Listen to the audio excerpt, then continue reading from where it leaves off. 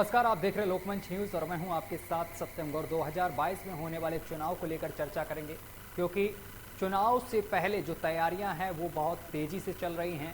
कई पार्टियों का गठबंधन भी हो गया है। अगर समाजवादी पार्टी की बात की जाए तो समाजवादी पार्टी के साथ कई पार्टियां एक साथ होकर चल रही हैं और जिससे अखिलेश यादव कह रहे हैं कि बीजेपी लाल पीली हो रही है।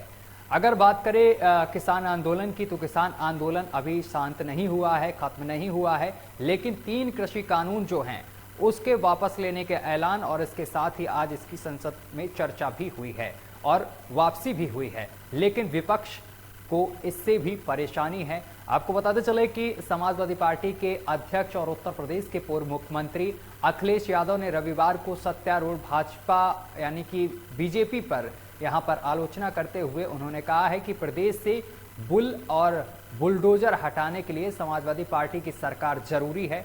रविवार को यहां जिले के पट्टी तहसील के रामकोला गांव में एक विवाह समारोह में वो शामिल हुए थे। इसी दौरान उन्होंने बीजेपी पर हमला बोला है। उन्होंने कहा कि बुल और बुलडोजर हटाने के लिए समाजवादी पार्टी की सरकार जरूरी है। कुछ लोग देश, धर्म, क्षेत्र, जाति में लोगों को बांटने का काम कर रहे हैं और अपना उल्लू सीधा कर रहे हैं। इस तरीके की उन्होंने पलटवार किया है बीजेपी सरकार पर। उन्होंने कहा है कि सपा कार्यकर्ता का बहुत उत्पीड़न किया गया है, उनके ऊपर गंभीर धाराओं में फर्जी मुकदमे दर्ज कराकर उनको फंसाया गया है। और आगे अखिलेश यादव ने क्या कहा है कि अन्याय करने वालों को चिन्हित करके रखना, समय आने पर जवाब दिया जाएगा। यानी कि जो उन लोगों ने अन्याय किया है उनको चिन्हित करके रखना है और समय आने पर उनको जवाब दिया जाएगा। साथ ही उन्होंने आगे कहा है कि मुख्यमंत्री यानी कि बाबा ना तो लैपटॉप और ना ही स्मार्टफोन चलाना जानते हैं, ऐसे में वह आप लोगों को लैपटॉप और स्मार्टफोन नहीं देंगे। इस तरीके की तंज कसा है। चलिए इसी पर चर्चा करेंगे और हमारे साथ कुछ मेहमान जुड़ रहे हैं। सभी से आपका परिचय करा दें। हमारे साथ ज्ञान प्रकाश हैं, युवा नेता हैं बीजेपी से, और इसके साथ ही राकेश प्रजापति हैं, जाने माने चेहरा हैं, समाजवादी पार्टी के नेता हैं। सर बहुत बहुत स्वागत है आपका लोकमंच पर। और संत शुक्ला हैं, वो भी जाने माने चेहरा हैं, कांग्रेस के प्रवक्ता हैं। संत जी आपका भी बहुत बहुत स्वागत है। संत जी आपसे ही चर्चा की शुरुआत करेंगे। जिस तरीके से विपक्षी दल जो हैं वो कृषि आंदोलन को लेकर किसानों का समर्थन कर रहे थे, लेकिन सरकार ने किसानों के बिल को वापस लेने का ऐलान किया और आज संसद में वापसी भी हुई, लेकिन विपक्ष ने संसद भवन को चलने नहीं दिया। शुक्रिया करता, आभार प्रकट करना चाहूंगा। आपने बड़े महत्वपूर्ण मुद्दे पर अधिवेशन दिया। आपने देखा आज देश के अंदर दोनों संसद के सदनों का अपमान, एमओपी को, लीडर ऑफ अपोजिशन को बोलने तक के लिए टाइम दिया गया और उनका कहना केवल ये था। नहीं संत शुक्ला जी, आपको रोकना चाह रहे हैं। बोलने की क्या जरूरत थी जब वापसी का ऐलान सरकार ने कर दिया और आप लोग भी वापसी ही चाह रहे थे, तो उसकी कार्रवाई प्रक्रिया वहां पर पूरी हो रही थी, लेकिन आप लोगों ने संसद चलने ही नहीं दी, 2-3 बार स्थगित हुई। मैं केवल मुद्दों को आप चर्चा करने के क्यों पीछे भाग रहे हैं? क्योंकि आप सब कुछ सही है और भी तो मुद्दे हैं। आपने इसी जब आपने गलती हुई है, कानून को गलत लेकर के आए थे, उसको आपने रिवाइज किया। अब हमारा कहने का मतलब है इसको चर्चा करने में क्यों पीछे अपने आप लोग? एमएसपी का मुद्दा है जो 700 से अधिक किसानों की शहीदी हुई है, उस पर चर्चा करने का बात है। इसके बाद उनकी सोर्स ऑफ इनकम के चर्चा करने की बात है, उनके परिवारों को है। ये किसान और आंदोलन के जो मुद्दे हैं, ये किसानों और मजदूरों की बहुत बड़ी चीज है। इन्होंने आसान नहीं किया। ठीक है संत शुक्ला, मैं आपसे ये समझना चाह रहा हूँ आखिर किस विषय पर चर्चा करना चाह रहे थे, किस विषय पर बहस होनी चाहिए थी, वहां पर किन मुद्दों को आप रखना चाह रहे थे? देखिए, ये जो कानून वापस के 3 काले कानून जो इन्होंने थोपे थे, उनको इन्होंने वापस किया। गलती मानी क्यों कर रहे? हम इसको चर्चा करना चाहते थे। आपने जानबूझ के सोचोगे केवल कुछ पूंजीपतियों के इशारे पर सरकार चला रहे हैं, आपने उनके इशारे पर सोचे थे। हम बार बार इस चीज को कह रहे थे कि आपने गलत कानून है, लेकिन हम चर्चा करने क्यों नहीं दी गई? यदि ये सच्चाई थे तो नहीं करते गए थे, लेकिन चर्चा करने में क्यों भाग रहे हैं लोग? एमएसपी का कोई चर्चा नहीं। संत शुक्ला जी, आप चर्चा करना चाह रहे थे या फिर आने वाले समय में होने वाले विधानसभा चुनाव के लिए मुद्दा बनाना चाह रहे थे? देखिए, मुद्दा तो इनको बीजेपी को आने का है। बीजेपी को तो टुकड़ा साफ होने वाला है। अभी आपने देखा जो बाई इलेक्शन में इनकी हालत है। बोलिए संत शुक्ला जी, आवाज आपकी हम तक नहीं पहुंच रही। हेलो जी बिल्कुल, बोलिए बोलिए, आवाज आ रही है अब आपकी।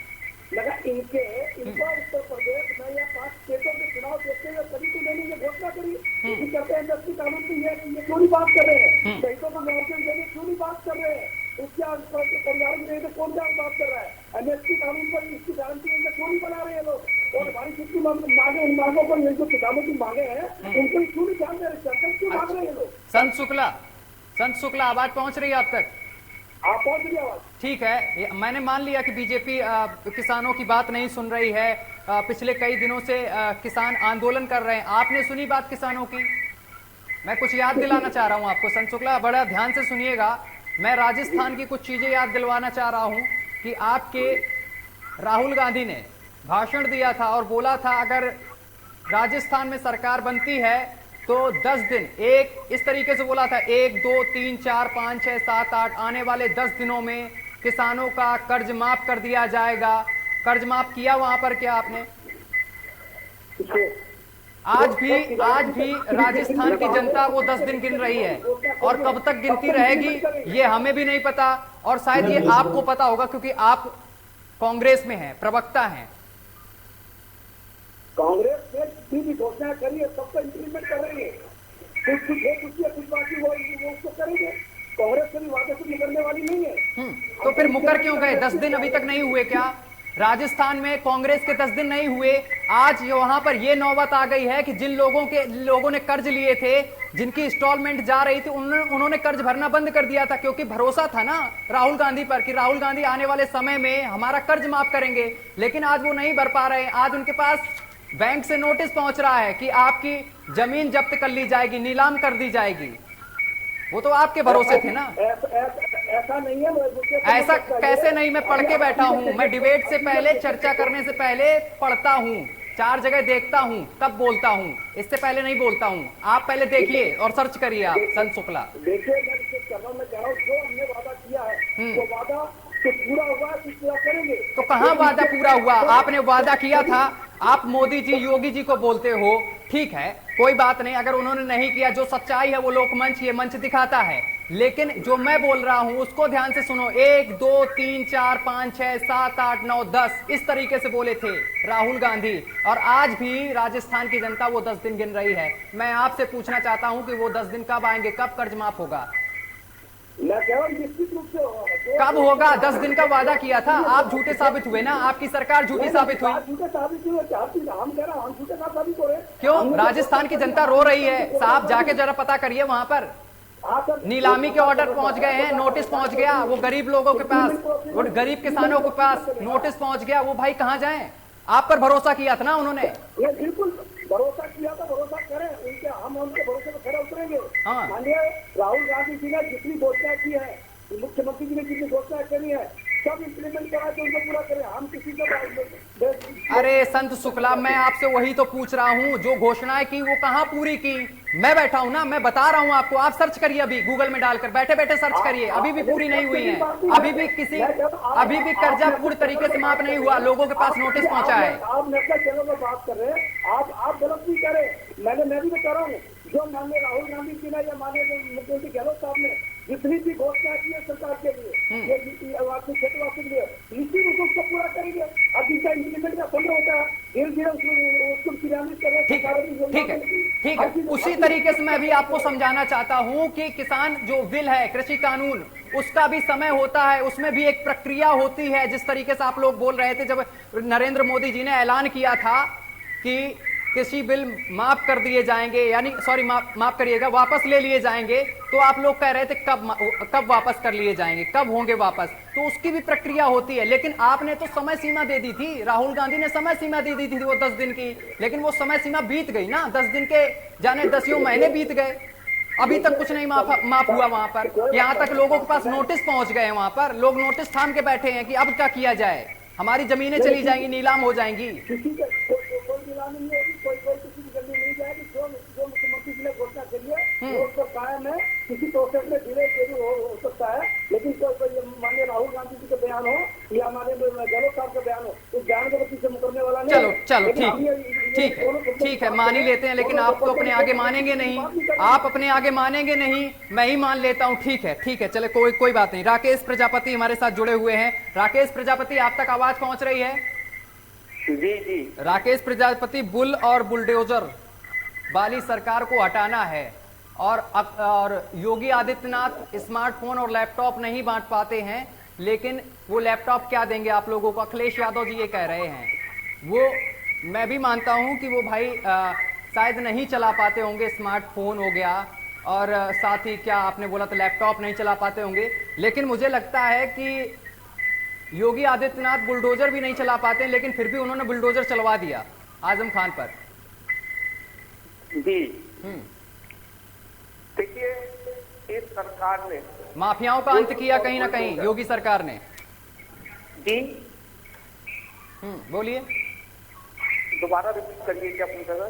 मैंने कहा कि माफियाओं का कहीं ना कहीं खात्मा हुआ है उत्तर प्रदेश से। योगी आदित्यनाथ की सरकार जब से आई, बुलडोजर चला है, भले उन्होंने लैपटॉप और इनको वादा किया, आप कह रहे हैं, अखिलेश यादव कह रहे हैं नहीं बांट पाएंगे वो। दे देता हूँ माफिया का। ये कहते थे इस देश, इस प्रदेश से भ्रष्टाचार खत्म हो गया, जंगल राज खत्म हो गया। कल का ही उदाहरण है, अगर ये सब कुछ खत्म हो गया, भ्रष्टाचार खत्म हो गया, भूमाफिया खत्म हो गए, तो मैं पूछना चाहता हूँ, कल 12 लाख बेरोजगारों के साथ सीईटी की जो परीक्षा हुई थी, उसका जो पेपर आउट किया गया, वो क्यों हुआ? अगर इनकी प्रशासन व्यवस्था क्यों पेपर आउट नहीं हो सकता क्या?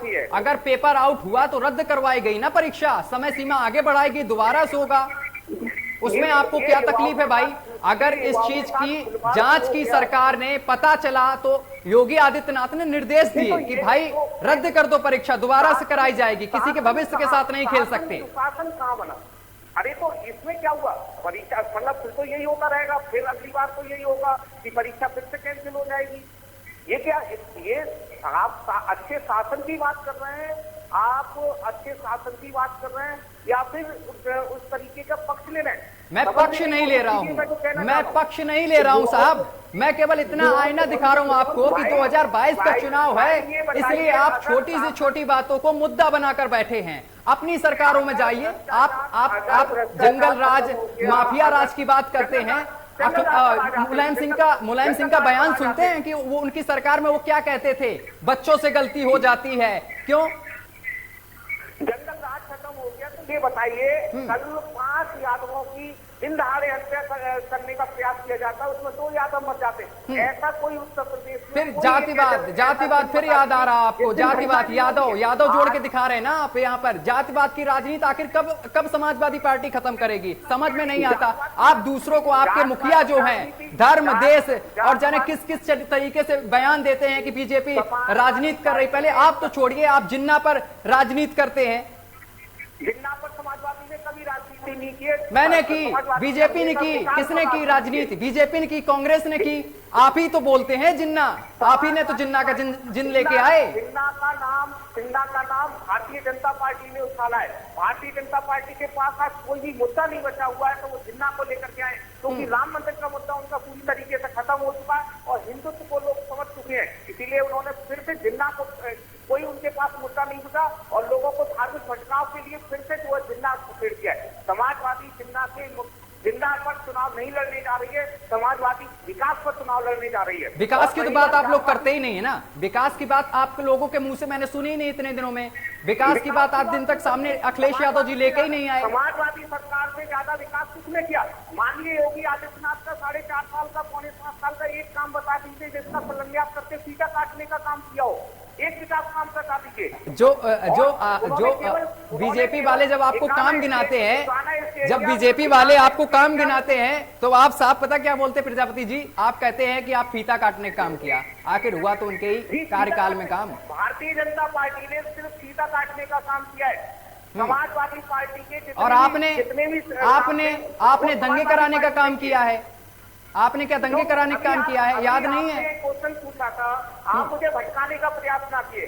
एक एक क्वेश्चन की जवाब दीजिए, जिस तरीके से आप क्वेश्चन में उसी तरीके से। आपने मुझसे कहा लैपटॉप और मोबाइल, ये मानिए योगी आदित्यनाथ ग्रेजुएट मुख्यमंत्री है, केवल ग्रेजुएट, और ग्रेजुएट कैसे हुआ जाता है सब लोग जानते हैं। एक रात पहले गैस पेपर खेल कर, तो जब किसी को चलाना आएगा तभी बांटेंगे क्या? हमारे मुख्यमंत्री जी टेक्नोलॉजी जानते हैं, कंप्यूटर चलाना जानते हैं, लैपटॉप चलाना जानते हैं, इसीलिए उन्होंने लैपटॉप बांटे। लेकिन ये बाबा जी क्या जाने, इन्होंने घंटा बजाने के अलावा कोई काम किया हो तो? इन्होंने मठ में घंटा बजाया है और ये मठ में ही घंटा बजाएंगे। मैं आपको दावे के साथ कह रहा हूँ, मार्च में इन्हें उत्तर प्रदेश की जनता मठ में भेजने का काम करेगी। कम से कम पैसे का दुरुपयोग तो नहीं करते, जैसे सफाई में डांस वगैरह कराए जाते थे, याद दिलाऊं? क्या गोरखपुर में महोत्सव नहीं होता? पैसे का दुरुपयोग क्या गंगा साफ हुई? मैं आपके माध्यम से पूछना चाहता हूँ भाई ये बताइए, 100 स्मार्ट सिटी में आप एक बार बताइए कौन सा स्मार्ट सिटी बना? क्या बनारस क्वार्टो बना? गंगा साफ हुई क्या? सांसदों ने जो गांव जो है बोल लिए थे, एक गांव की स्थिति बता दीजिए, कोई गांव। ठीक है, ये स्थिति मैं क्यों बताऊं? ये स्थिति मेरा काम थोड़ा नहीं बताने का, मेरा काम सवाल पूछने का है। ये स्थिति ज्ञान प्रकाश बताएंगे ना, युवा नेता है, हमारे साथ बैठे हुए हैं। ज्ञान प्रकाश, आवाज पहुंच रही है आप तक? ज्ञान प्रकाश, आवाज पहुंच रही है आप तक? ज्ञान प्रकाश, लगता है संपर्क टूट गया ज्ञान प्रकाश से। एक बार फिर से संपर्क साधने की कोशिश करेंगे। पार्टी के मैं परसों भी आपके लोकमंच के टीवी पर था, ये भारतीय जनता पार्टी के लोग डिबेट करने के लिए आना नहीं चाहते, क्योंकि ये घिर चुके हैं पूरी तरीके से। अब हमारे उत्तर प्रदेश में माननीय अखिलेश यादव और उनका राजवंशी ने मिल करके इन्हें लाल किला कर दिया है। ये तो बात तो मैंने 2 बार सुन ली। एक तो आपके अखिलेश यादव सुन ली लाल पीला कर दिया है, एक तो आपसे सुन ली लाल पीला कर दिया है। लेकिन आपको ये नहीं पता राकेश प्रजापति, कांग्रेस भी टक्कर की पार्टी है, वो भी लगातार आगे बढ़ रही है। ठीक है, संत जी से सवाल ले लेते। संत जी आवाज पहुंच रही है? शुक्ला जी, जी। शुक्ला जी, लाल पीला कर दिया है, सपा कह रही है गठबंधन मजबूत होता जा रहा है, किस तरीके से देख रहे हैं विपक्ष को? इनको भी अपनी जमीन का पता नहीं है।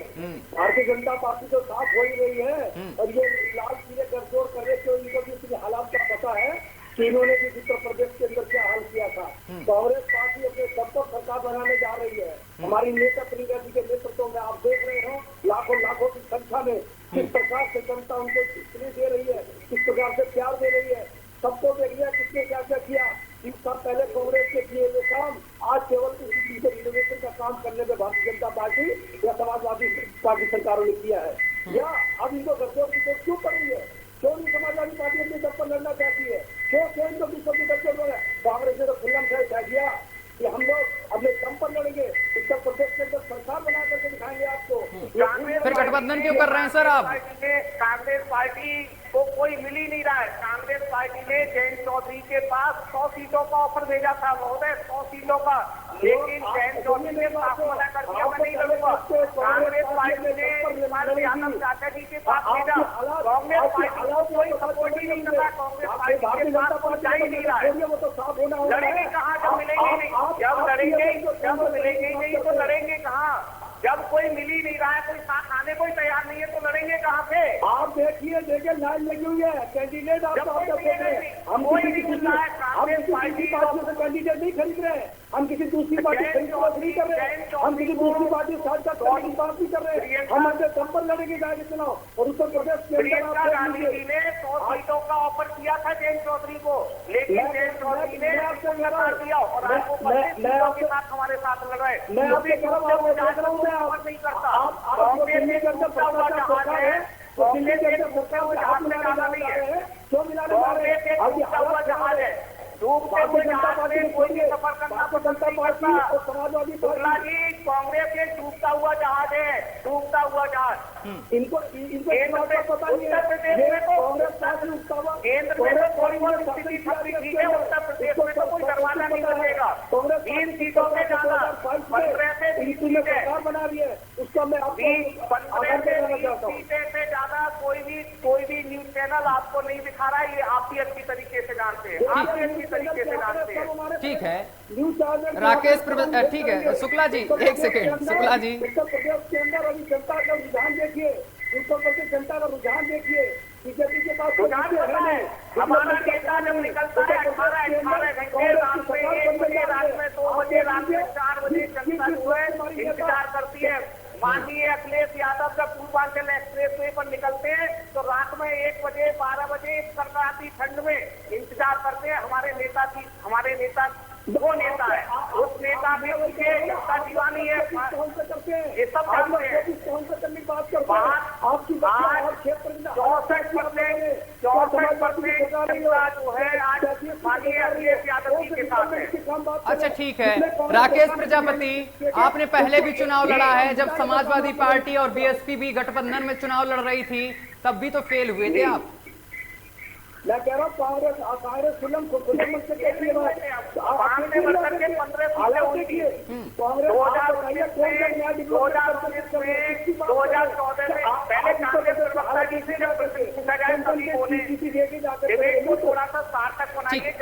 ठीक है शुक्ला जी एक सेकेंड शुक्ला जी एक सेकेंड राकेश प्रजापति जी, तो मैं चुपचाप सुन रहा था। ठीक है प्रजापति जी, आप कई पार्टियों के साथ गठबंधन में हैं, ऐसा लग रहा है विपक्ष जो बोल रहा है और बीजेपी के लोग जो बोल रहे हैं कि समाजवादी पार्टी अब खिचड़ी बन गई, एक तरीके से है। विपक्ष देखिए बीजेपी के प्रवक्ता है नहीं, इसलिए उनसे बात करनी बेकार है, क्योंकि गठबंधन सभी का है, कोई भी ऐसा नहीं है। क्या भारतीय जनता पार्टी अकेले लड़ रही है? नहीं लड़ रही है। क्या उनके साथ अनुप्रिया पटेल नहीं है? क्या उनको अन्य संगठन जैसे आरएसएस, ठीक है, बजरंग दल, ये सहायता प्रदान नहीं करते हैं? हिंदू युवा वाहिनी, क्या जाने कितने संगठन है जो उनको सहायता प्रदान करते हैं। अकेले भारतीय जनता पार्टी भी नहीं है। पिछली बार आपने भी तो बसपा के साथ गठबंधन किया था। राजद के साथ, केंद्र में राजद के साथ 42 संगठन है, 42 राजनीतिक दल है। पिछली बार आपने भी तो गठबंधन किया तो वो भी फेल साबित हुआ। पानी की विकासशील पार्टी जनता दल यूनाइटेड, सभी लोग प्रचार प्रसार में लगे हुए उत्तर प्रदेश, अकेली नहीं है भारतीय जनता पार्टी, अकेली नहीं है। आप अपने दम पर क्यों अकेले लड़ रहे बताया?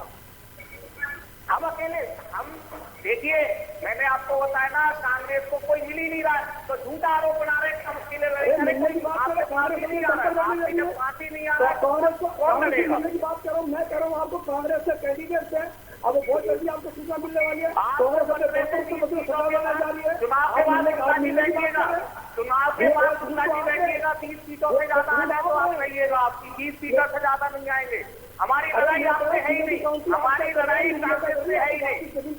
शुक्ला जी आप मानिए समाजवादी पार्टी से लड़ाई, हम आपसे लड़ाई मानी नहीं रहे। हमारी लड़ाई भारतीय जनता पार्टी से है, हमारी लड़ाई भारतीय जनता पार्टी से है और हम भारतीय जनता पार्टी इस समय उत्तर प्रदेश के अंदर भारतीय जनता पार्टी और समाजवादी पार्टी के बीच में लड़ाई है। और मैं आपको बताना चाहता हूँ, हर राजनीतिक दल समझ गया है कि भारतीय जनता पार्टी को अगर उत्तर प्रदेश से कोई भगा सकता है तो वो समाजवादी पार्टी है। इसलिए सारे राजनीतिक दल आज उत्तर प्रदेश में समाजवादी पार्टी की ओर देख रहे हैं और समाजवादी पार्टी की ओर गठबंधन करने का प्रयास कर रहे हैं। आपकी तरफ इसलिए कर रहे हैं कि पता समाजवादी पार्टी को है नहीं कुछ, तो इसीलिए क्या एक दल नहीं 10 दल को आप लोग अपने सब मिलाने की कोशिश करें, 10 दल को खरीदने की बात करें। अब आपकी क्या है? हमने पहले क्या दिया है, आप कितना भी कोशिश कर ले, आपके ये सब दिखाने ठोकरे बातें कोई सफर नहीं करना चाहता, कोई कसवर नहीं करना चाहता। जी आपको भी पता होगा डूबता घाट पर कोई सफर नहीं करना चाहता है। प्रजापति जी जब सूरज निकलता है टूटता है तो सूरज उगता भी है, इसी का भी ध्यान रखिए। ये वक्त की नजाकत है, वक्त की नजाकत है।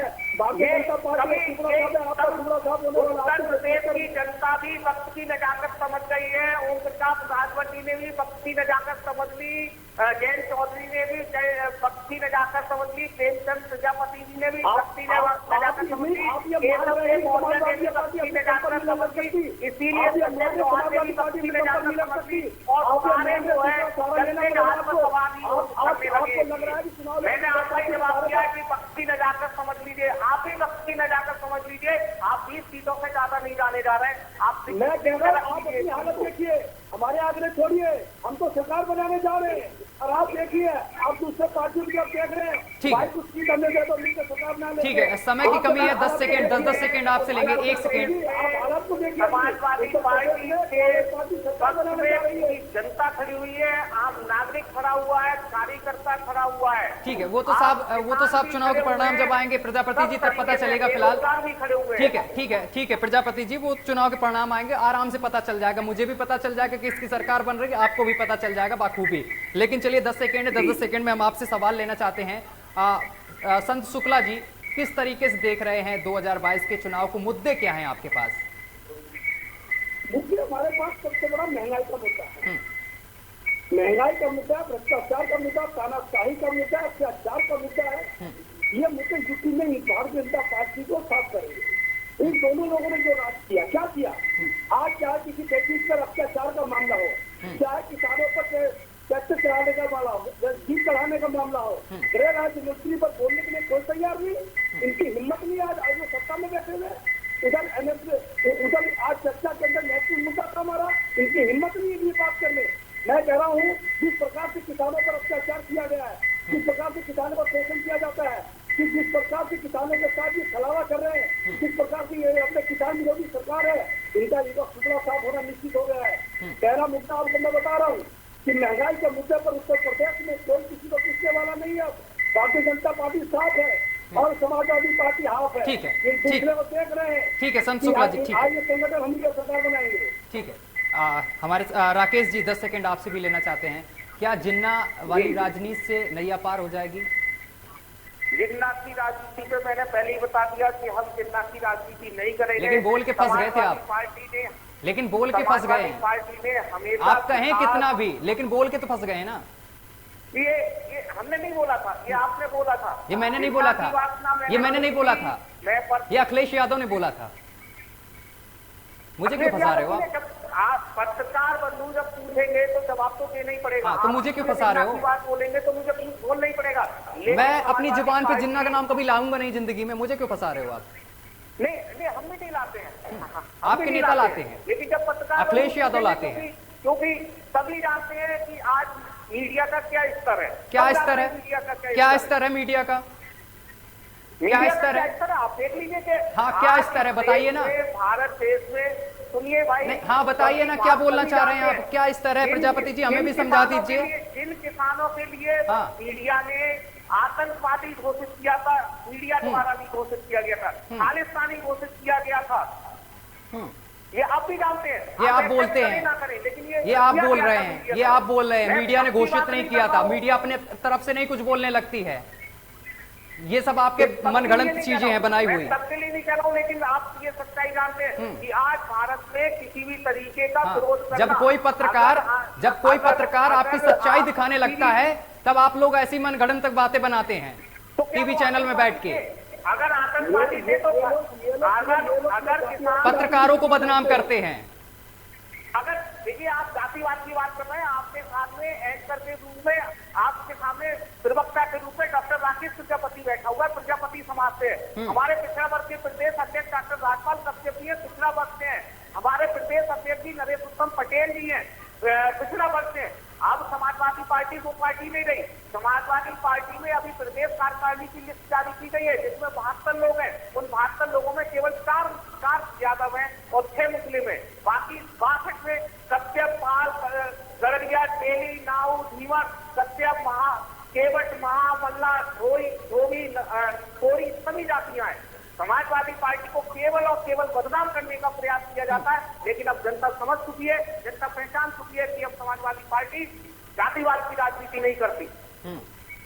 जनता समझ चुकी है, ठीक, जनता समझ चुकी है कि इन लोगों ने अभी तक उत्तर प्रदेश के अंदर जातिवाद की राजनीति की, समाजवाद की राजनीति जिसके अंदर केवल बदनाम किया जाता है, केवल बदनाम किया जाता है। जब 2012 से 2017 की राजनीति करती है, 85 एसडीएम की लिस्ट में 56 यादव आए थे, इसको बदनाम किया गया था, केवल बदनाम किया गया था षड्यंत्र के रूप में। लेकिन हमारे कई एमएलसी ने राज्यसभा विधान परिषद में कुछ 56 लोगों की लिस्ट को मांगा है। आज तक उत्तर प्रदेश की सरकार वो लिस्ट नहीं दे पाई, क्योंकि केवल और केवल झूठा प्रसारित किया जाता है। झूठ प्रसारित जाहिर है झूठ प्रसारित किया गया था। कहाँ है 15 लाख रुपए, कहाँ है 2 करोड़ रोजगार, कहाँ है 100 स्मार्ट सिटी, कहाँ है अच्छी व्यवस्थाएं, बताइए कहाँ है अपग्रेडेड, कहाँ है डीएपी, कहाँ है पेट्रोल के घटते हुए दाम, कहाँ है डीजल के घटते हुए दाम। ये केवल झूठ प्रसार करने का काम करते हैं, इसके अलावा महोदय इन्होंने कोई काम नहीं किया है। और समाजवादी पार्टी ने हमेशा विकास की बात की है, हमेशा विकास की बात की। तो आप मीडिया को क्यों बदनाम कर रहे हैं? अभी आपने मीडिया पर सवाल उठाया था।